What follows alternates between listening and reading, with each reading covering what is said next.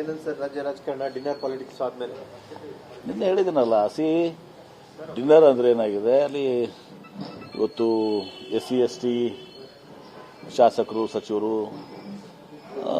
ನಮ್ಮ ಸತೀಶ್ ಜಾರಕಿಹೊಳಿ ಮನೆಯಲ್ಲಿ ಕೂಡಿ ಮುಖ್ಯಮಂತ್ರಿಗಳನ್ನ ಇವತ್ತು ಊಟಕ್ಕೆ ಕರೆದಿದ್ದಾರೆ.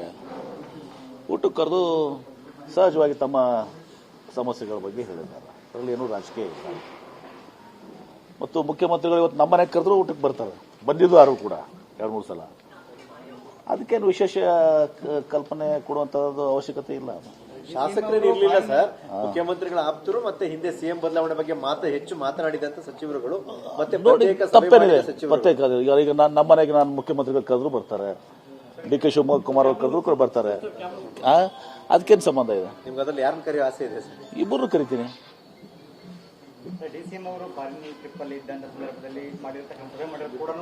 ಸುಮ್ಮನೆ ಅದೆಲ್ಲ ನಿಮ್ದು ನಿಮ್ಮ ಮಾಧ್ಯಮ ಇದು ಅದನ್ನೇನು ಚಿಂತನೆ ಅದು ನಿಮ್ದೆಲ್ಲ.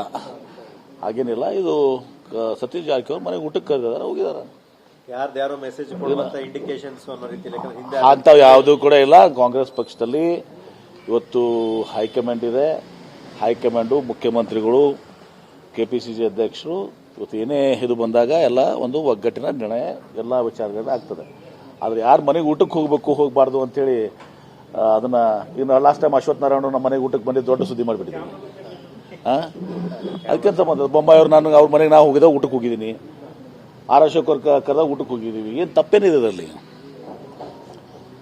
ಊಟಕ್ಕೆ ಹೋಗ್ಬಾರ್ದು ಅಂತ ಅದನ್ನ ನಿಮ್ದು ಚಾನೆಲ್ಸ್ ಇದಾವೆ. ಒಬ್ಬರು ಚಾನಲ್ ಇನ್ನೊಬ್ಬರು ಚಾನಲ್ ಊಟಕ್ಕೆ ಕರೆದ್ರೆ ಹೋಗೋಲ್ಲ ನನಗಾಯ್ತಲ್ಲ.